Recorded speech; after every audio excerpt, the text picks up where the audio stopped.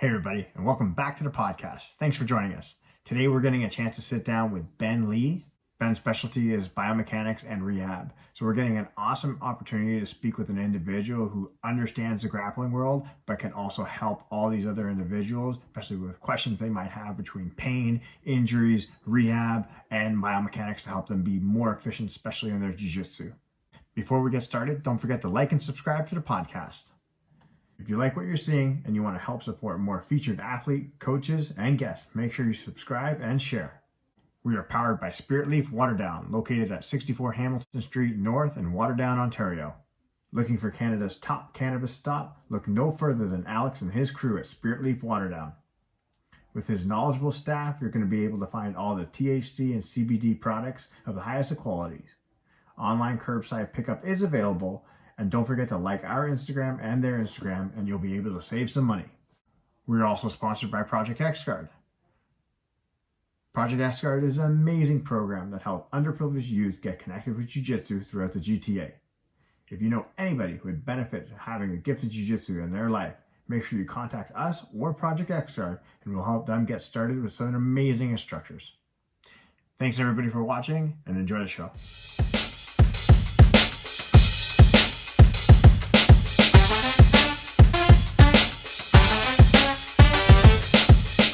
Ladies and gentlemen, we have a special guest tonight here. His name is Benjamin Lee. I've known him a long time, but I'm going to let him kind of introduce himself and kind of his background. And I think he'll be a very valuable asset to this podcast and those who are listening. So, Ben, why don't you tell the world, all 10 of our viewers, a little bit about yourself? Yeah, thanks, Mike. Yeah, we've known each other for a long time, and it's sometimes hard to believe how long it was. But long story short, I am what you call a biomechanicist. So I look at the physics of human motion and relate it to what this means in terms of your athletic performance, your injury risk, and your ability to interact with your environment. So this is important because all you guys, all you jiu-jitsu players and martial artists listening to this, I'm sure you've all had some nagging to major aches or pains that have really limited your ability to train hard, get better at your sports, and even just enjoy your quality of life. You know, the number of people I've seen with, for example, with sore low backs, it not just impacts their ability to go, get a few rolls in, but after they're done training, they want to play with their kids or they want to, hang out with their buddies. And we don't have the ability to bend your spine because it hurts too much. So you can't play with your little kid anymore. Man, that really sucks, like for your quality of life. So what I do is I take a very engineered approach looking at the way your body functions and moves. I utilize my knowledge base in order to now identify limitations and compensations that might be increasing your risk of injury. And through my current company, we then provide training solutions, customized exercise development in order to mitigate your risk so that you can perform better, improve your injury resilience, and train and perform to your best. Let me ask you, Benjamin. So what's kind of the most common things or kind of trends that you've kind of seen, especially with clients who involved in grappling sports or even kind of martial arts? Obviously, I know it varies depending on the martial art, but what's kind of the most common that you've kind of come across? Yeah, so that's a really good question. So particularly in grapplers and jits players, what we're finding is a lot of low backs, shoulders, and knees, surprisingly or not. And low backs, I totally understand. Jits is, it's the art of folding your laundry with people still wearing the clothes. So, when you're gonna bend someone's spine into and over multiple repetitive cycles over and over again, this is one of the big mechanisms for low back injury. The best way I can think about this is kind of like bending an object, whether it's a fork or a coat wire hanger, where I can take this fork and I'm not actually going to bend it. But did you just randomly have a fork there just for this? I'm going to use. Oh, I know what I need. I need a fork for later for this analogy that I'm gonna be fitting. Or it's like people internet are oh, are you real or not? Take a picture of the spoon. Like, where's your spoon pick? So I got my fork right here. It's like, take a picture of the fork so I know you're real. Okay. But anyways, so the idea here is, I could take something like a fork or a coat wire hanger, I can bend it back and forth once, and it's going to be okay, right? But you bend that back and forth 1,000 times, and eventually it's going to snap in two. And this is all the mechanism of all repetitive strain and overuse based injuries. So when you look at a sport like jits, there's a lot of rolling, there's a lot of contorted positions, a lot of getting folded in half, spinal flexion, extension, axial twisting. These cycles repeated over time gradually wear away the tolerance of your spinal discs and all those tissues in there. And just like with a coat wire hanger, you do that enough times, and boom, this is how you develop a low back injury, a disc herniation, ligament strain, all that kind of fun stuff. So I think what confounds it even more for grapplers is that you guys spend a lot of time under tension. When I contrast it to, for example, kickboxing or Muay Thai, usually there you'll see a lot more extremity-based injuries. So knees and shoulders and elbows are three big ones. I've injured all three of those competing in Muay Thai. And it tends to be more so because of the ballistic or high velocity nature of the sport. Like if you're throwing a punch, the time under tension is like barely anything, because that punch is coming in and out in less than a second. But the amount of speed, the amount of velocity that joint experiences to now create that impact, that can really add up. So that's one of the major differences. And not to mention as well, with the striking sports, odds of head trauma, much, much higher as well. But that's a whole nother story for another day. But regardless, for the grapplers and the jits guys, it really is, a lot of this time under tension, a lot of these repetitive mechanisms that really seem to be busting people up. And I think what's even more surprising as well is when you then look at like the actual training. So like if you're doing any strength and conditioning or whatnot, exercise selection, and more importantly, exercise form becomes even more important, because it's now kind of like you're burning the candle at both ends. Your body's absorbing load while you're on the mats and getting your rolls in, and your body's absorbing even more load from some guy doing crappy deadlifts with that look like an upside down U as he's going through the range of motion. So as a result, finding ways to train smartly so that you can enhance your athleticism but not drain your capacity is fairly important. And to kind of finish off that thought, I'll hit you with another analogy, which is that you can model your body as like a cup full of water or a protein shake in this case. And every time you add load to your body, whether it's absorbing load from just your grappling or pulling a set of deadlifts, it's like you're adding water into the cup. The more load, the more water you're adding. But what's the important thing here is your cup has a finite amount of volume. Eventually, when you add enough water, that cup's going to overflow. And in your body, this is one pain or injury that occurs, going back to a coat wire analogy. So you might be asking, all right, so what do I do to not overflow my cup? Well, there are three things in particular we can do. Number one, we can stop adding so much water to our cup. And that comes primarily through good exercise selection, finding exercises that impose minimal loads, but high training effects.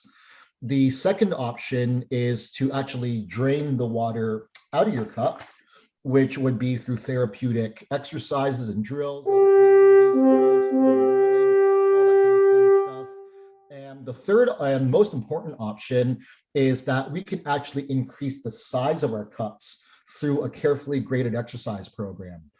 And this is going to launch me to another tangent, which I won't ramble on about too much. But when people train, there's unfortunately, there's a perversion of training which comes from the bodybuilding, which is that people expect that after they finish working out, they need to feel like they're beaten down, like they're fatigued and they can't go anymore. And like while this might work out well, for guys who want to get jacked and like bodybuilders and whatnot, for an actual athlete, this is the exact opposite of what you want to accomplish. If anything, after your S&C or your non-sport training sessions, we usually tell our guys, that you should feel better than before you started. Like, by the time you finish your workout, you should be feeling like you're ready to run through a brick wall and tear someone's head off. Because that is what's going to now allow you to now train harder for your jits practice or your grappling without actually, filling too much water into your supposed cup. Nice. Now, let me ask you this, because like, I don't know, let me ask you like how much stock you would put into where, especially when you talk about time under tension, for example, like isometric based exercises from there, or even breaking it down even further into like end range conditioning, whereas you're actually taking joints to extremities and then conditioning the joints through the extreme tension, right? And trying to create more space within the joint. To simplify it for our listeners, like we're trying to make the joint itself stronger, more pliable, more conditioned. Like how much stock would you put into that, especially a guy in your field? A lot. This is really important, especially for people who already are experiencing the early symptoms, like a nagging soreness that's already occurring. Because at that point, the damage is already there to the point your body is telling you, "Ow, this hurts. Stop doing whatever you're doing," because it's like, and I'm telling you to stop doing it through the pain. So, taking this joint by joint approach is very interesting. I think where the controversy lies is what's the modality of exercise that's actually going to help you achieve your goal. Because as you alluded to, Aaron, taking a joint to an end range of motion and getting that, that flexibility, the ability to control motion through the full range is absolutely critical. But the difficulty is when someone does not exhibit that type of control. And, like you might have heard these, statements, like in the fitness world, for example, trainers telling their clients, "Oh, don't do sit-ups. Sit-ups are bad for your back. They're going to, herniate a disc," things of that nature. And I mean, these are all somewhat half truths. The truth is somewhere in the middle. Oddly enough, if you ever heard that statement that, sit-ups are bad for your back, that was dubiously originated from the lab where I did my master's degree at University of Waterloo.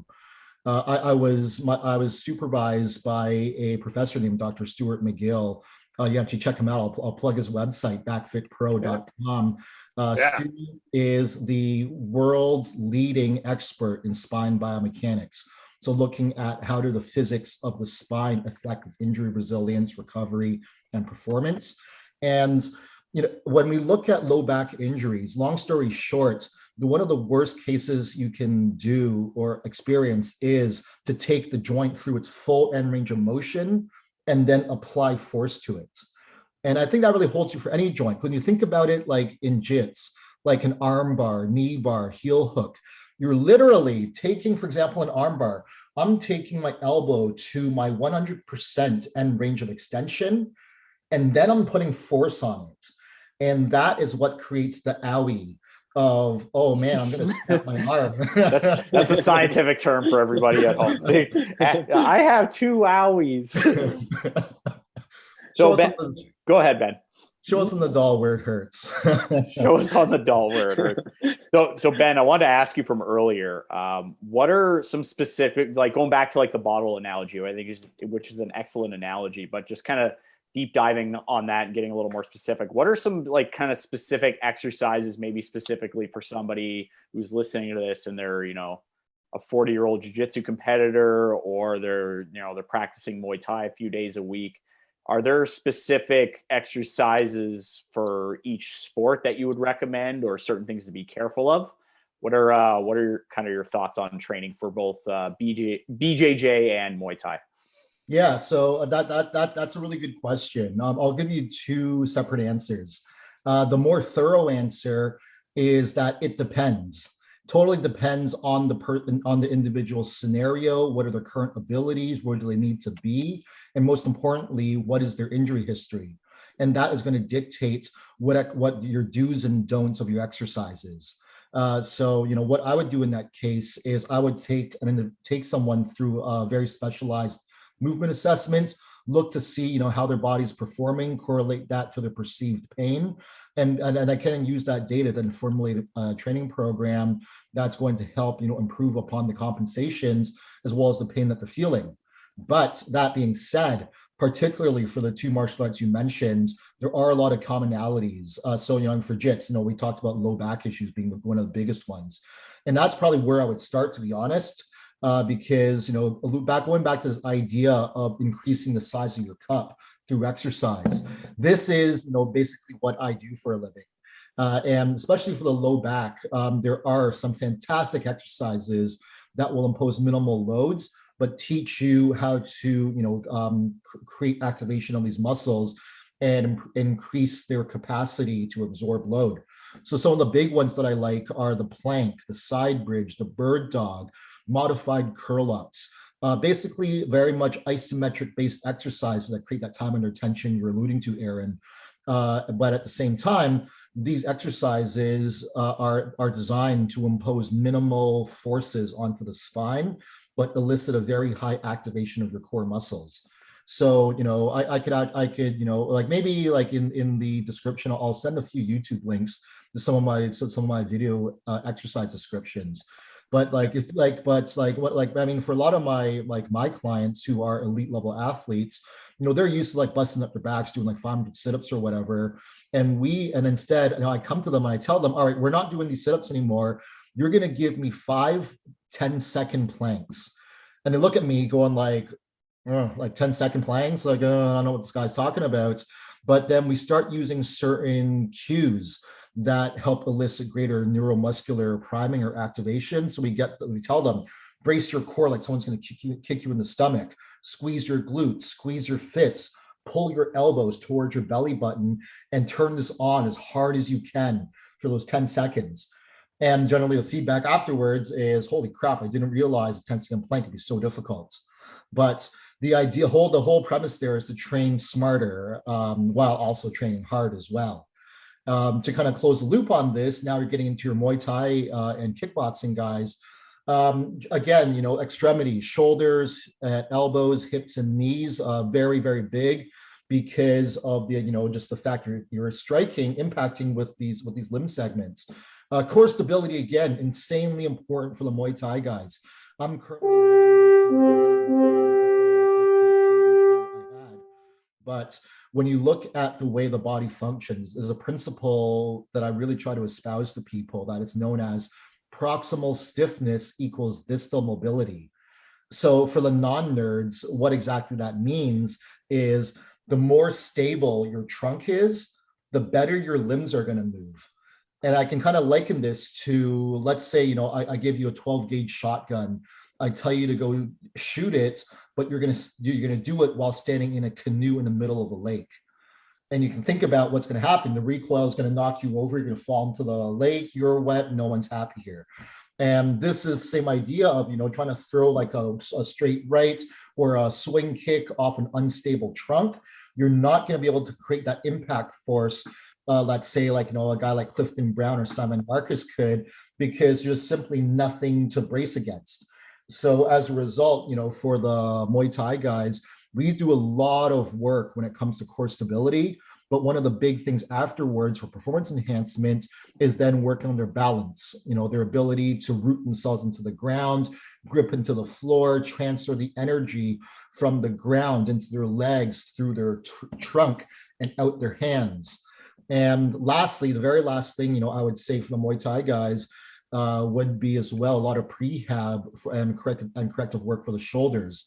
And that's primarily because when you look at very traditional, Muay Thai stances or boxing, there's a lot of internal rotation, kyphosis of the upper back, a lot of chin poking as well, just from the very shelled up guard. So the idea there is, if you think about it, if you're logging a lot of hours, in the ring, hitting pads or sparring, your body is going to take a very natural inclination to now, being in this very rounded posture. And you confound that with the fact that, a lot of guys are working in offices, they're working desk jobs, working from home on, sitting on their couch on their laptop. They're just all hunched over, very classical Neanderthal posture. It can lend itself to a lot of upper back, neck, and shoulder injuries. So as a result, for the Muay Thai guys, we work a lot on upper back mobility as well as shoulder mobility through the full range of motion. And that kind of, rounds out the gamut for the Muay Thai guys from a rehab all the way to performance-based aspect.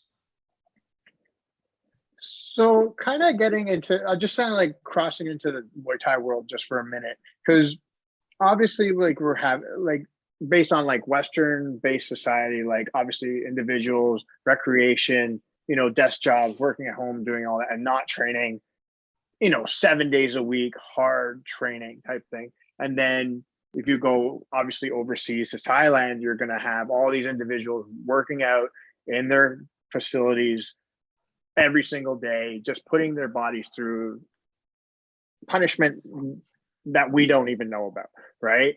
And you're seeing, again, structural damage happening to these cores and all that, and they're just beating the shit out of each other, basically, right? Mm-hmm. And then, like, when you kind of see, like, obviously this is a training method that's been used for hundreds of years, but then now transferring this type of thing into Western-based society, like, do you think the methods that, like, obviously Western medicine, like, are the principles that you're using would be beneficial there? Or it's kind of like, hey, they don't need that because they've trained that certain way for so long, their bodies have adjusted to this type of form, and if you're trying to take that over there or bring it over here, it doesn't coincide?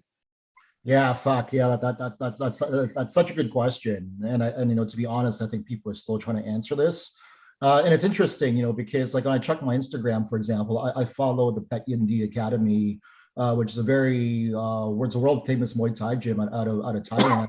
They got guys on their roster like Pet Morakat, Pet Dam, Kapitan, who are all, elite, Lumpini, Ratchadamnern, one championship world champions. But it's interesting because the Pet Yindi guys, you can judge based on their Instagram stories, are adopting Western S&C methods. But the way it's taught, holy fuck, man, this is not cool. No bueno at all. I saw a video of from Pet Morakot's Instagram of him doing goblet squats. And it's like, oh, like, are you trying to bust your ACLs? Like the amount of meat that's going in there, just rocking down. And no one's telling him this. And it's like, squats are good for you, when done properly, it's amazing mobility, stability, strength, endurance exercise. But when it's done, with crappy form, this is exactly how people hurt themselves. So, to kind of, also bring this the other way around, when you look at the differences between, say, Western and Thai cultures, it's not uncommon, for Muay Thai fighters to start when they're 4, 5, 6 years old. And at that point, and then you're getting your ass beat by a 13-year-old who's had 600 pro Muay Thai fights. And then you go to train in Thailand and you're getting your ass kicked by a taxi driver who smokes 3 packs a day. Yeah, literally some retired guy who's just got a big beer gut, just driving a taxi all day and still got the muscle memory to beat some Farang's ass without any efforts. And it's a totally crazy world because these guys start from a young age. And I think, what's going on here, the reason these guys can withstand, this insane training is that, they're products of their environments. It's that, what's interesting, as I alluded to earlier, with that cup and the other wire hanger analogy, is that when you're given too much load or not enough load, this is when bad things happen. When you're given too much load, this is when injury mechanism occurs. Too little load, you're just sitting on your couch eating potato chips, drinking a beer, for 20 hours a day, which I don't know what percentage of your listening population is going to fit that category. I think Aaron's in that percentage right now. Don't listen to what this fucking guy tells you. Hey man, I work out. I'm 230 now. Okay. Jesus Christ. Wow, you got exactly. I'm sure if Benjamin, look at me, I'm swole. What the fuck? Aaron, what are you weighing right now? 160, 165? Oh, 190. Solid. Damn. 190 solid. Damn, there's a lot of beef in this in the Zoom channel. Yes. Well, Zoom adds 20 pounds, right? Zoom adds 20 pounds. Our guest, if you're listening to us on audio, Ben's about 6'7", 325 of twisted steel and sex appeal. I wish. If I was 6'7" and 325, I wouldn't be sitting here right now. I'd probably be busting some skulls in One Championship or Glory Kickboxing. or like choke slamming somebody in like one Yeah, championship. that's Like, much more plausible. It's choke slamming like Brock Lesnar through a table. so speaking of which, because you brought up some things when it came to training, what are some, like, and you mentioned like you've seen on Instagram like some, I guess you could say, ridiculous training trends, I think you could say the least. What are some of the craziest things you've seen when it comes to like training Muay Thai, training jiu-jitsu, or even just like strength and conditioning in general? Because Yeah. you've been following this for a long time. What are some things that just you still cringe? Oh, hold on to your seats. I'm gonna rant at you for a long time because I got a lot of pent up frustrations. So Go right ahead. Oh, let's hear it, buddy. Just pent up. Aaron, do you hear that? I'm not gonna name any names, but I've traveled around, to quite a few martial arts gyms, in Southern Ontario. Like I did a lot of my training out in Guelph and Waterloo, over at Victory Muay Thai, and then what became Waterloo Muay Thai. I spent some time at York Muay Thai, Brampton Muay Thai, Siam #1, and a couple other gyms that shall not be named. And the reason I'm not going to name them is, holy fuck, you look at the way like they train their guys, and it's like, the way I look at it is, the difference between a martial artist and a street fighter is that the martial artist is skilled at what they do. Whereas a street fighter, just some guy who's like, oh yeah, I can take you, bro, and just fucking swinging hands here. And when I look at like the way some of these so-called Muay Thai classes are run, it's like there's no attention being paid to like your technique. I'm sitting there watching this class occur. Then the instructor is like, is a skilled fighter, but then they're letting this goofy shit go. Like they're taking ranked beginners who have no idea how to throw a punch, and they're giving them like, all right, here's your first combo: double jab, cross, lead hook, swing kick, switch knee, swing kick, cross, hook, cross. And it's like, what the fuck did you just say? And then when you watch these guys attempt it, it's just like you ever see that Simpsons episode when Lisa plays hockey and she into like an argument, and he's like, all right, get out of my room. And Bart's like, okay, but on my way out, I'm gonna go like this. And if you get hit, it's your own fault. For those listening on audio, Ben was just flailing his arms like this. Homer, don't you eat this pie. If I go, if you get in the way, it's your own fault. But yeah, like that's literally, what I'd see there. So, and I can't believe that, people are paying good money to do this. And I understand that, for certain people, they're office workers, they're like in their 30s or 40s and they want to feel like a badass. So yeah, getting up there, hitting pads or whatever, makes you feel good. But, the way I looked at it, even especially, coming from very technical backgrounds, not just, me personally, but also, my trainers, very, very big sticklers of technique, shout outs to Brampton Muay Thai, as well as Waterloo Muay Thai, and Siam #1, these guys, like they're on their ball. They're on the ball when it comes to understanding the physics of human motion and performance optimization. But I totally get that, if you were to take some guy who just wants to feel like a badass and you make him just box step for the first month of training, your ability to generate revenue and retain clients is going to be really poor because it's just boring as fuck. But that the boring shit works. And I think, that is also one of my big gripes as well, is when I'm on Instagram, to be honest, I don't follow any YouTube fitness. I barely follow any Instagram fitness because it infuriates me so much to see.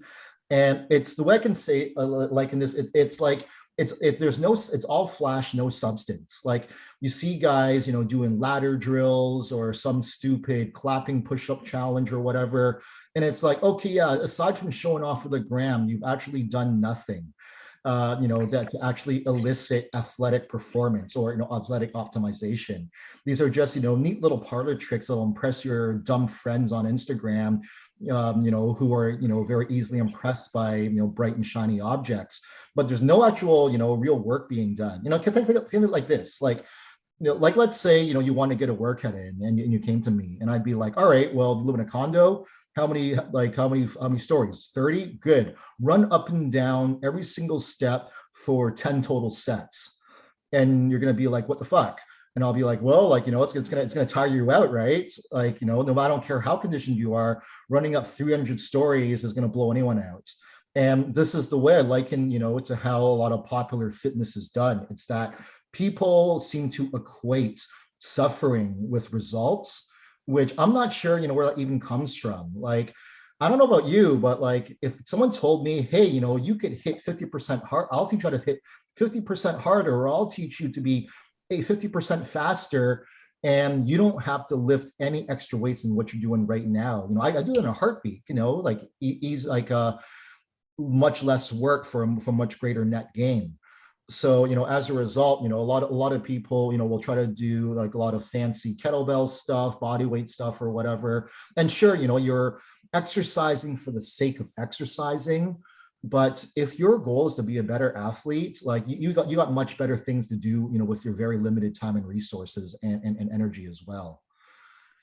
So let me comb my brain as well, because there's other shit that's really pissing me off, and I feel like this would be very good. We're just gonna title this podcast "Shit That Just Pisses Ben Off." Oh man, if you're grinds my gears. well, that's the thing. I think like obviously like in an era of like COVID, and obviously like even with like clubs shutting down, so it's like that's what people like gravitated to. They've looked at Instagram, and they've looked for whatever is motivating for them to get themselves going. Like the one thing like I will say is like Peloton was really smart to get the whole idea of their bike and their community built around their Peloton bike, and obviously branching out, right? But then there's people who can't afford a $3,000 bike. They're going to go for, okay, hey, I can get these workouts for free online or whatever, right? But I think, like you said, it's created this atmosphere of like, yeah, I have to kill myself every single time I go to work out. And again, it kind of comes to two extremes, because it's like there's some people who are, and again, how algorithms work is if it looks good, it's got good music, you're going to see it the most, right? But then you're actually going to not see individuals who are actually giving good quality information, if that's what they're due, because it's not flashy. People don't want to see that shit, right? It doesn't pop up on their feed, but maybe one person might see it, and then, okay, one person saw it, which I know is a better, it's a better thing we want. Yeah. You're not getting the feed, right? Mm-hmm. And then my thing is like, there's one guy I've been looking at recently, was like, you ever hear of knees over toes? Guy? Yeah. He's Joe Rogan talked about him recently. Yeah, he popped up on my Instagram just because I watched that episode, and it's like, and I'm watching it, and it's like, yeah, he's very good for injury prevention, but I'm like, I can't fucking put my knee over my toe like that. I'm gonna do a huge squat and blow my fucking patella. Like, my knee was like snapping in half watching that. I ain't doing that. Like, that's just fucking crazy. Well, yeah, but like, I'm not saying it doesn't work. Right. But what the fuck do I know? But like, I don't know. Like, just as being like a fitness professional to a certain extent, not as knowledgeable as you, I can tell what's right and what's kind of like, I don't know about that. Like, I know basically to summarize what Aaron is saying is, I think we can all agree it's the basic things are the things that are actually going to work the most effectively when it comes to fitness, strength and conditioning. So like a squat is going to be a squat with proper form. A deadlift is going to be a great with proper form. A lunge, a push, a pull, any sort of core stability component. I think basically just touching on what Aaron said, and I agree, a lot of people just throw out some stuff out there to, get views and get attention. And meanwhile, they could be doing potentially more harm than good to people that are watching this. They're like, oh, I could do this crazy, like exploding push-up off of like 20, or like a Bosu ball calf raise, reverse upside down, inside out. We had somebody on earlier. We were talking about like the craziest things that you've seen in the gym, and in our time at Lifetime, I think me and Aaron, we can both agree that we've seen some crazy things. Oh man. So I'll tell you, like when I was still at University of Waterloo, I had this buddy of mine who was like the strong, like crazy strong, naturally strong guy who's a natural and a legitimate drug-free bodybuilder that was actually jacked. But this guy, every time I'd see him there, he'd call me over to spot him on squats. And all the time I'd be thinking, man, if you bail, we're both so fucked. because this guy an upside if I'm down. going to hell, I'm taking you with me. Because again, like you don't need me to spot you. Like the only like me spotting you is just putting me at liability here. So like you're just like spreading out the damage, I suppose. But like this guy would take an upside down, would stand on an upside, would unrack, like 4 plates aside, like a 405 barbell, and then gingerly balance himself on an upside down Bosu ball, and then proceed to do like a set of 5 or 8 squats or whatever while he's trying to get me to like spot him and catch him in case he loses balance. And I'm like, bro, like the combined weight of you and the bar is like 600 pounds. Like if you fall, like I'm not catching you, man. I'm just gonna get the fuck out of here. Yeah, like oh no, and I agree. Like it's just like I understand the limits of pushing an individual. Like they want to hit a max dead, they want to hit a max squat, whatever. I totally understand that. But it comes to the point where it's like if the spotter can't safely spot you, right? And if this is like a world record attempt and there should be 5 guys around the squat bar to pull it off of you, this is probably not something you should be doing anyways, right? And in this type of gym setting with one person. We've seen me and Aaron have seen a lot of crazy things at the gym that we do not speak of on here. But I want to ask you, what are some things that you've seen? You've worked in, University of Waterloo. We're allowed to say University of Waterloo. Shout out University of Waterloo. You've trained a lot of different Muay Thai gyms. Like, what were some of like the worst things that you've seen, like technique wise, that stand out to you? Just again, at this gym that I'm not going to name, just you look at guys and you talk to them, how long you can name them off air. You can, I talked to some of the people training. They're like, "Oh, how long have you been here, man?" I'm like, "Oh, like 1 year, 2 years, whatever." And I'm like, I really hope you get a refund, because like in the past 2 years, you've learned absolutely zero skills. And it's just that, again, you watch some guy try to throw a swing kick on the pads, and it's kind of like, again, that Simpson, Homer becomes a boxer, and then Moe's like, "All right, Homer, let's see your left." And like before he throws the punch, like the fly lands on the pad and he hits it, and then the flies away. And like this is what I'm thinking when I'm seeing these guys hit pads, because it's like dink, dink, dink. Oh yeah, I'm such a badass. And like that's the thing is, again, like they're hitting pads for the sake of exercising. But like the idea that the fitnessization of martial art, to me, is one of the worst things that ever happens to any martial art, like whether it's Muay Thai, BJJ, karate, Taekwondo. Oh fuck! Like I still remember at Waterloo, we were training. We had a Muay Thai club there, and it was a legitimate club. Like my trainer Andrew Poon, like legitimate badass. Like he walks around 160, hits like a fucking truck. I had the bruises to prove it, but we were taught legit, like Muay Thai, when taught properly, you can fuck someone up real badly with it. But we used to sometimes see the karate club, finish up their practices, and we just be watching it going like, I feel like, someone who's training here, who thinks, "Oh, I'm getting self-defense. I know how to handle myself on the streets now." It's like, this is not going to go well if you ever tried this. And like, we were watching like their students throw like front snap kicks on like the big targets. And again, it's just like, it's like someone like flicking. It's like dink, dink, dink. It's like, oh yeah, no, I'm gonna, this is like the equivalent of like a semi-shilt, like front snap kick that busts your liver up because the guy's 7 feet tall and 300 pounds. Of course it's gonna hurt. But when you're watching, like some like second-year engineering student, who's barely exercised in their life, throw these same techniques. It's like, oh, like this karate club is doing a real disservice to these guys, because like they're creating a false sense of security that, oh yeah, I'm a purple belt or a brown belt in karate. I can handle myself. Like, no, you cannot. No, you can't. You do not fight. You will die. So let me ask you this, because obviously coming into an age of like, eventually like things are going to open up and it's going to be like that roaring 20s, like, all right, everybody fucking go, right? Let's fucking do this. And the biggest thing with, and again, the transitions happen within the last like bunch of years, obviously, where any jiu-jitsu gym or any kind of like jiu-jitsu club, Muay Thai, whatever, right? It's learn this martial art, self-defense, get in shape. That is generally the three main taglines, right? And then it always kind of goes into like, hey, I'm out of shape. I want to get in shape. And then this is what I like. I could like striking, whatever, right?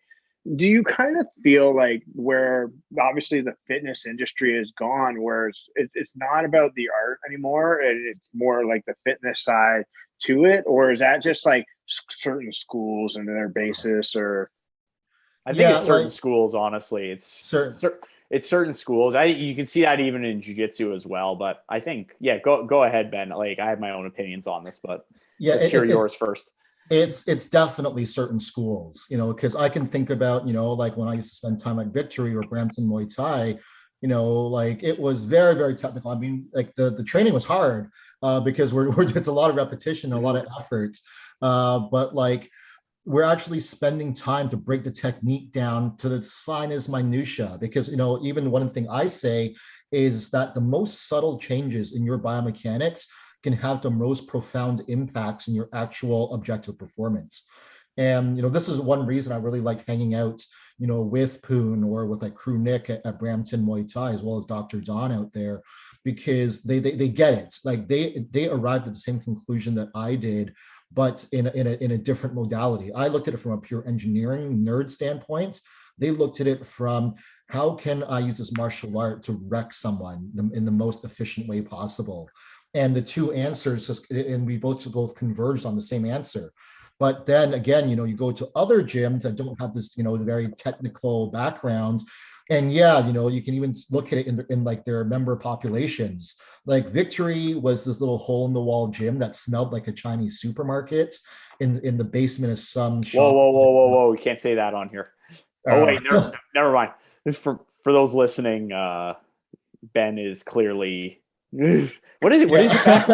Oh, yeah. I keep forgetting people can't see me. Yeah. So I'm don't get me canceled. Okay? Don't get me canceled. We're like borderline. All right.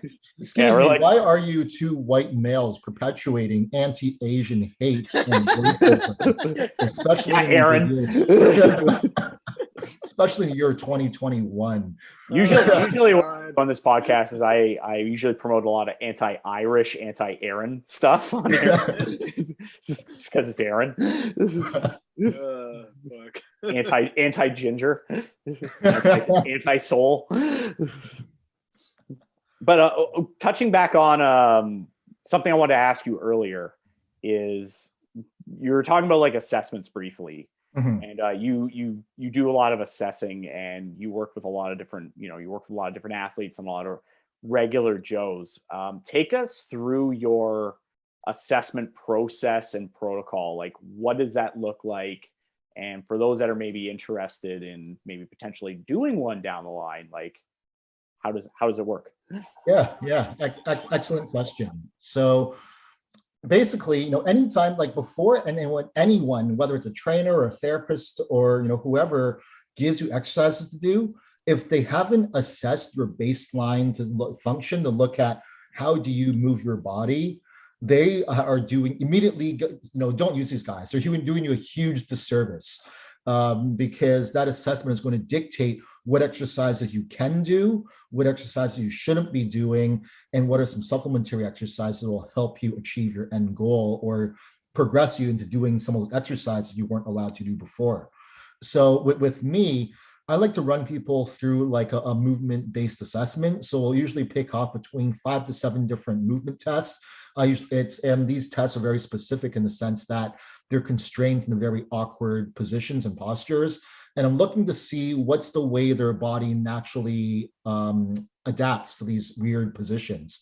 So basically I'm testing out worst case scenarios here. So for example, like one of the tests we'll do is that we'll take a dowel rod, we'll get them to hold it with a shoulder width grip, drive it overhead, and we're just going to do it behind the neck pull down, trying to touch the rod to the base of their neck, bring it back up. And with that, we can actually discern a lot, not just about, shoulder mobility, because it does test that, but as well, like what's the timing and the coordination between your shoulders, elbows, and wrists as you do this push and pull motion? What is the velocity of which you move at, the smoothness of the motion? Are you shaking through the range, or is it nice and smooth control? And I think, if I can kind of, toot my own horn here, what sets me apart from all these other, so-called experts and trainers is that every single person assessing is using the naked eye in order to make judgments on, are you symmetrical or do you have enough mobility or control? But we all know that human observation is one of the least valid or least accurate methods of actually assessing something, because let's say I had all three of us, take someone through like an overhead squat test. And I asked both of you guys, tell me what's wrong with it. And I'll give my opinions as well. Well, three of us here are going to give the three different answers. So now, when you extrapolate this to the full assessment, one trainer, who does your assessment might be identifying like a certain set of issues, but missing other issues. They don't have the expertise to identify that. Another trainer might give you a different set of answers because their skill set's a bit different, et cetera, et cetera. So what I do is, being a nerd from Waterloo, is I actually own a tech company which provides technology for virtual movement assessments. And all you need is either your webcam or your smartphone, because what we do is I have you run through my battery of movements recorded over your webcam.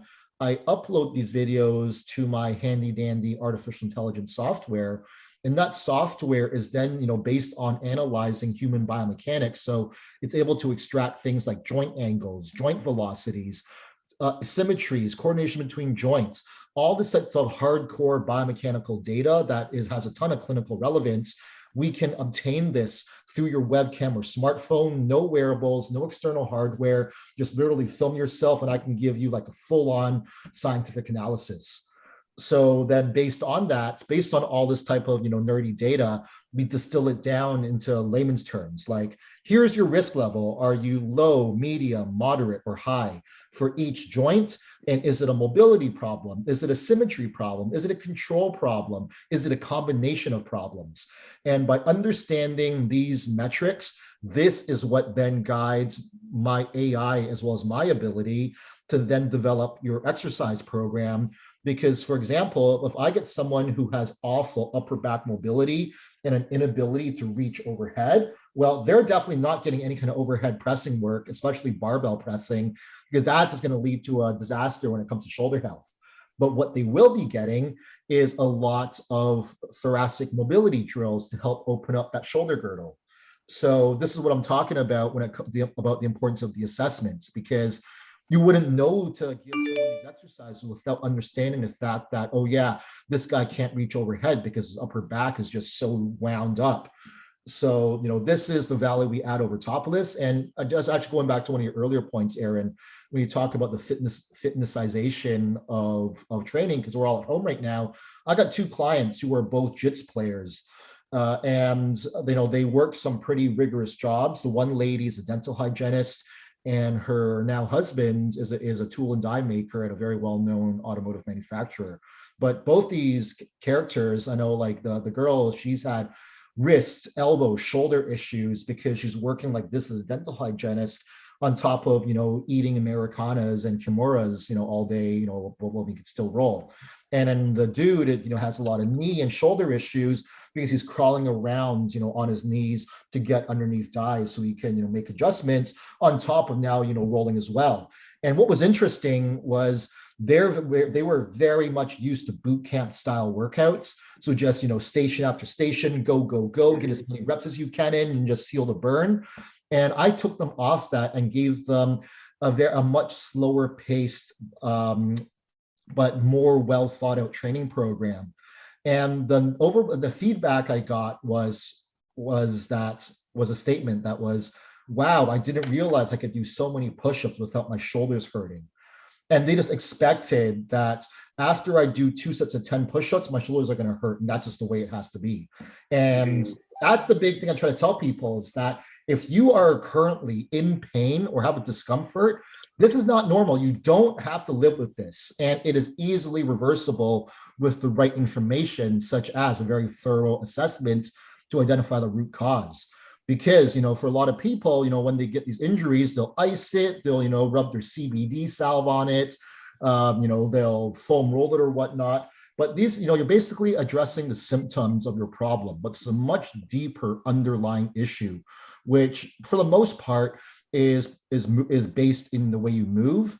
And so if the person is not addressing this movement compensation, you're just going to end up back at square one, because again, going back to that coat wire analogy, if you're not removing the mechanism that's actually bending the coat wire hanger, I could weld up the coat wire hanger, I could anodize it, I could do a bunch of tape it up, but if you keep bending it, it's eventually going to break. And, same thing for the human body. So, that is one big thing I got to say is you do not have to be in pain. Pain is like a situation you never want to be in. And like, it's totally unacceptable to wake up in the day and be like, oh, fuck, my back is killing me. Like that does not have to be your life. This is easily remedied. It's just finding the right person to help you out is the biggest challenge. Yeah, you said something really early in that whole thing was basically about trainers, like, being able to look at a squat assessment and being, oh, I know what's wrong, which, and again, like, that's kind of like how some individuals are taught. And Mike and I have seen it throughout our years throughout the fitness industry. And where it's like, yeah, okay, you see a squat. Yes, there's mechanical things you can see that obviously could be wrong, but it doesn't tell the whole story. And a lot of times you're like, well, I know all of a sudden this person has a hip issue because the knee only moves at 3-degree angles to the left and it doesn't move to patella. And then the ankle doesn't move this way and then it turns internal rotation. Like, it's all bullshit to be real. So you also mentioned that you have an technology, an app program. So like, where did that come from? Did you develop that yourself or? Well, my company did, rather my co-founder. So we run actually two companies. One is called Fortius Labs, and that's very much a hardcore tech startup. Our intellectual property there is in this motion capture technology. So I have a business partner. He's a former power lifter, also happens to have a master's degree in mechatronics engineering. And so he's very much well versed in what they call machine learning or artificial intelligence development. So he architected these algorithms which allow us to recognize various joints in the human body, track their location through 3D space. And this is how we're able to then measure things like joint angles or repetitions of motion or durations of posture. So yeah, that is what my company developed. Currently, our customers there are primarily researchers in the health, fitness, and wellness space. So for example, I have one university's School of Physiotherapy on my client list, another university's School of Occupational Health on my client roster, and they're using this, to collect data about how people move, so that they can answer research questions and publish papers on this thing. But that being said, I also have another company called Fortius Labs. Bro, how many companies do you have? Jeez, me and Aaron are sitting at home being sponsored by Justin Trudeau, and like you have like 17 like companies that you've started. I'm like, I'm like CEO in $1K a month. Hire me. Start a podcast. I'll jump ship. Yeah, interesting. I wonder if the name Choking Hazard's already taken. We could sell it to you. It's probably worth about $1.50 right now. At least a little bit more than that. $100 trillion. It's all about the algorithm, man. It's all about the IP address. Yeah, fuck. Like, that is like one of the biggest battles. So I mean, with my other company, Fortius Labs, this is our online training company. So like, I take my own online clients, all of my direct clients. The way I can kind of word this is they're all active people, but have some kind of existing injury or concern about an injury where they don't want to hurt themselves. And my job is to allow them to still perform and maintain their active lifestyles or hobbies while mitigating their injury risk or actually improving upon their injuries. So like with these guys, this ranges, and I got, clients who range from mid-30s school teachers all the way to JTF2 and CSOR, which are Canadian Special Forces soldiers. So, we run the gamut. And I think the real cool part here is that, for my teacher and my JTF2 soldier, they started off with almost the exact same exercises. And it actually blew the teacher's mind when I told her that, hey, like, you're doing the same program that this badass military dude's doing. And she's like, whoa, no way. But again, it all comes back to the idea that building a base of stability, these core principles, it doesn't matter who you are. Like, even if, your mission is you just want to get jacked, you can't get jacked if you've herniated a disc and you're just lying in bed for the next 6 months, right?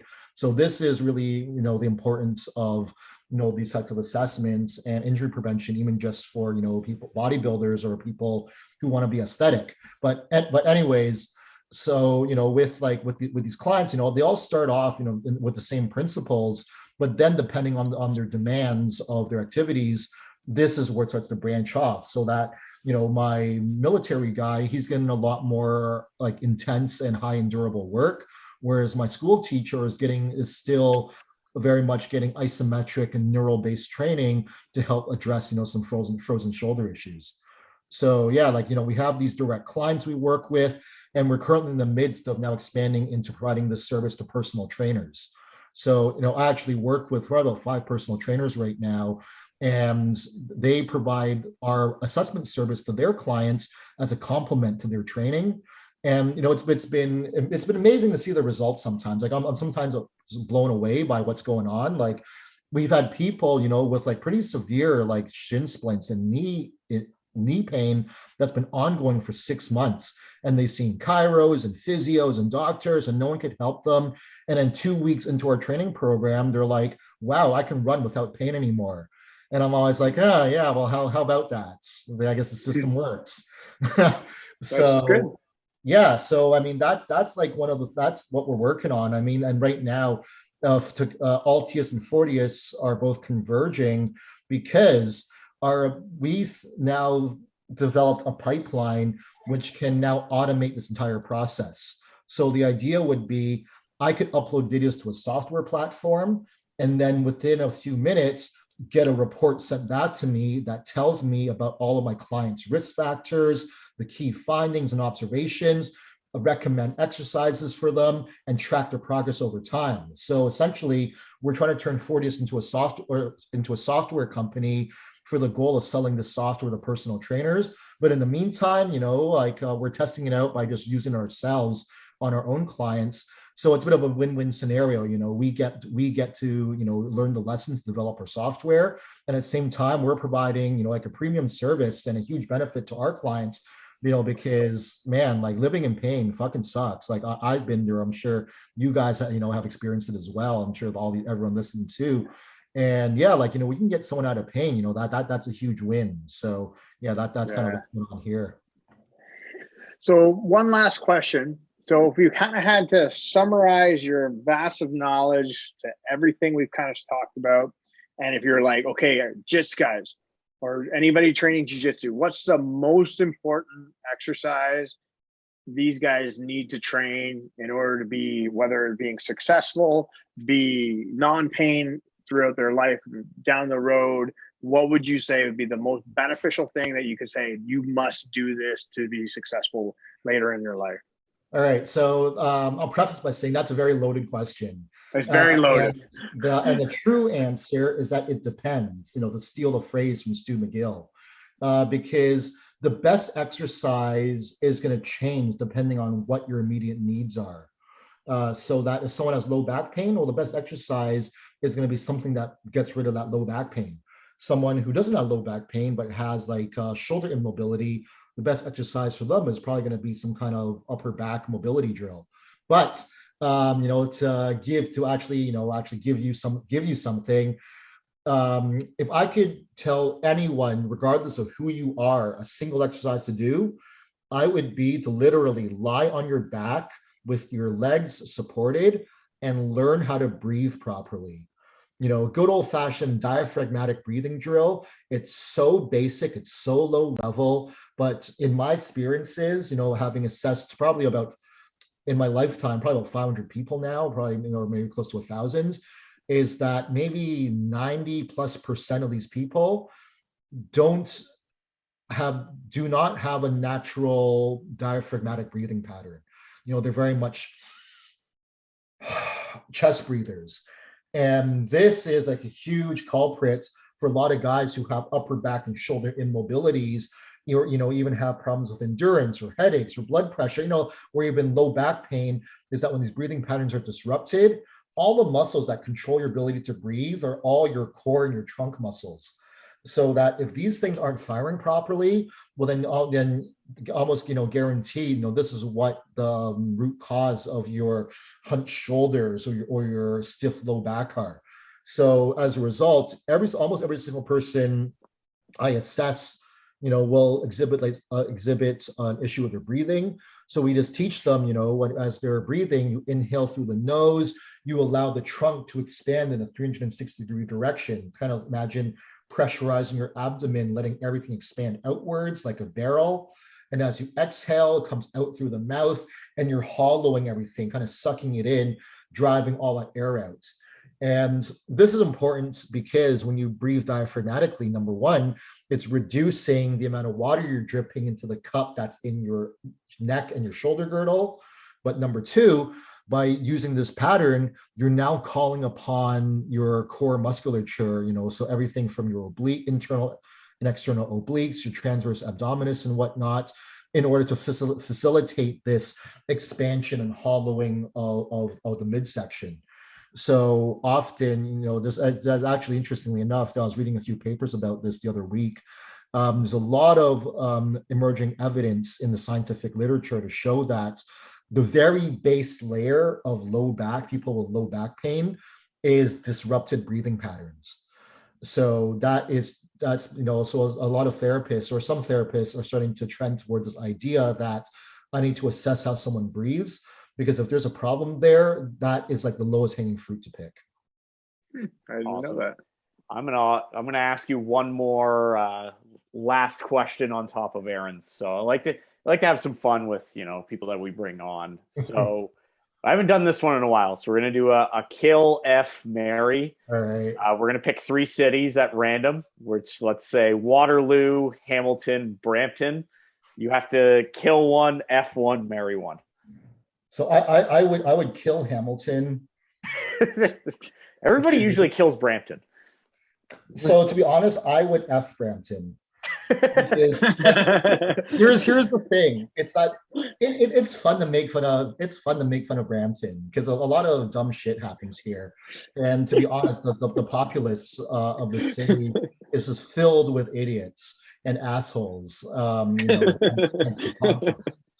I was one of these people. Are you still in Brampton? No, I'm not. Oh, congratulations. How about you, Aaron? Are you Brampton? I'm in Mississauga. Like, what blows me away about Brampton is that the fucking mayor goes out on national television and says, "Hey, we need to move into the orange zone or the red zone because we're so good at how we control our cases and blah, blah, blah." And then that same evening, they have to shut down the Amazon plant because they have an outbreak there. Because over the past 4 months, they've had almost 1,500 cases. So, Aaron, you're just upset because you didn't get your vibrator from them. Okay. I'm just saying. like, damn it! Now it's delayed. This is the 3rd time this month. Like you said, like stupidity runs wild. Like, it starts with him. It starts from the top, works its way down. I blame the Brampton Bear for Aaron not getting his vibrator. Like, listen, Patrick Brown, you're coming in here. You're going to jerk me off personally if I don't get this vibrator. But yeah, like, man, like driving on the 410 is such a fucking death trap. Like, around Christmas time, I was coming back to my office in North York, and I had to take Kennedy because surprise, surprise, there's an accident on the 410. So I'm going, northbound on Kennedy, and man, I got like 5 near misses on that 20-minute ride home, just from like guys. Shout out Kennedy Road. That's my hood. Yeah. Good old Kennedy and Steeles. What's that? No, the strip club is a little south of that. Not that I would. Not Aaron, I don't even know where that is. That one. But yeah, just idiots. So as a result, I would marry Waterloo, because honestly, like Waterloo is is a pretty sweet town, and it's a town, not a city. But the way I can kind of liken, like, Kitchener, Waterloo, they always go hand in hand. It's kind of like Springfield and Shelbyville, right? Like, yeah, like it's a good analogy. Waterloo is like a Shelbyville, like where it's like a little nicer there and people are smarter. And you get to marry your cousins. It's like, what? We can't do that here. Jebediah, Springfield. And that's where we drink our turnip juice. Or turnip juice. But then the Kitchener is just full of just like idiots and crackheads. I remember, like, when I still lived in downtown Kitchener. Can we talk about drugs on this podcast? Absolutely. You can talk about whatever the fuck you want. Okay, awesome. So I got a story for you, extraneous, to all the nerd stuff. So back when I was living in downtown Kitchener, me and my ex would always, the girlfriend at the time, would always be hanging out at my house, because she was living in crappy student residence in Waterloo, and I had this really sweet house in Kitchener. So sweet bachelor pad. Yeah, man, like that was such an awesome house, and I had a cat and everything. It was pretty awesome.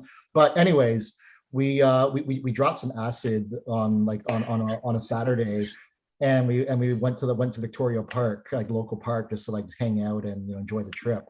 But I don't know if you guys or any listeners here have been to Kitchener, but it's the downtown core is so cramped that you get all like the finance crowd from Manulife, the startup crowd, guys like me, and the crackheads all mingling, all on the same city block.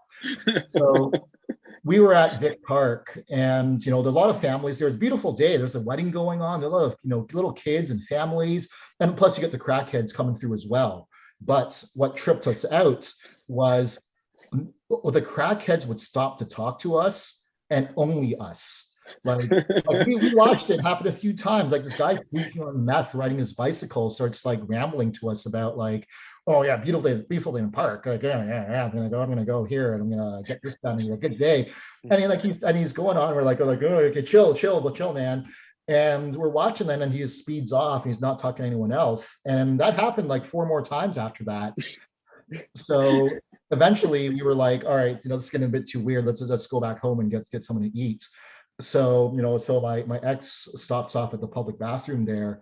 And for anyone listening who lives or knows Kitchener, if you know the name Bucket Man, you know exactly who I'm talking about. We had this character. He's like a tall, skinny guy, unfortunately has a mental health-ish problem, but he supplements it by doing crack, which not helping anyone. So I see Bucket Man and his girlfriends hanging out in the public bathroom too. Like basically there's like a family private bathroom, men's room, women's bathroom. So my girl or ex goes to the women's bathroom. I'm just waiting outside, standing around, and I see the family bathroom is propped open with a guitar amp plugged into the wall socket. And there's Bucket Man and his girlfriend hanging out in there. And I'm looking at them, they're looking at me. I look away, I look back, they're still looking at me. And I'm like, oh, this is not gonna go well. So Bucket Man starts walking towards me, and I'm like thinking, fuck, well, here it is. Well, hopefully I saw my wits about me to like throw a straight right should anything occur. But he started rambling about me until something. I couldn't really understand what he's saying. So I was just like, oh, like, it's okay. And he's like, he said to me, like, hey, bro, like, you cool? And I'm like, yeah, I'm cool. So he shouts over to his girl, yeah, he's cool, don't worry. So I get the feeling, because I was like tripping balls, I probably didn't realize how much I was like staring at him. And now I think about it, I was probably the one making him uncomfortable. So he came to smooth the situation out. So when my girlfriend or my ex got out, I was like, we need to go right now. And it's like, bullshit. You're making the homeless people feel uncomfortable. Come on, man. It's like, so there's a bunch of people like dropping acid. And I'm the one scaring them. It turns out I was the monster. I think we're going to end on that. Ben, we've known each other a long time. Appreciate your time coming on tonight. Do you have any sponsors, anybody you want to thank coming up in the ranks? I'll let you have the last word.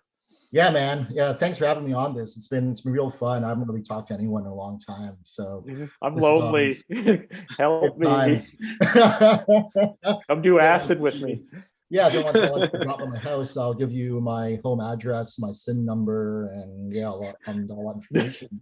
So get your pencils ready. But no, if anyone listening, who enjoyed what I was talking about, wants to learn more about, injury rehab, or wants to get their assessment done, or help, or you need some help, addressing their pain and injuries, give me a shout.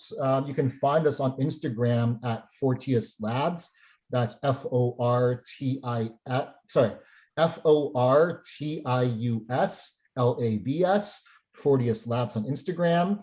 And if you go to fortius-labs.com, you can go to our websites and you can contact us directly right there. Perfect. Well, Ben, I want to thank you very much for joining us tonight. Make sure you send us all the links for everything, so that way we can attach everything to the YouTube and also the podcast. And we will hope to have you on again soon. We can have some other discussions for sure. Yeah, man, sounds good. There's so many myths and perversions about training. I don't think we could adequately cover everything in a single hour. So if depending on how the feedback goes, if people want to hear more about this kind of stuff, yeah, man, I'm very happy to nerd about all this kind of science nerd stuff. We'll definitely do this again. All right, everybody. Thanks, everybody. Peace. Peace.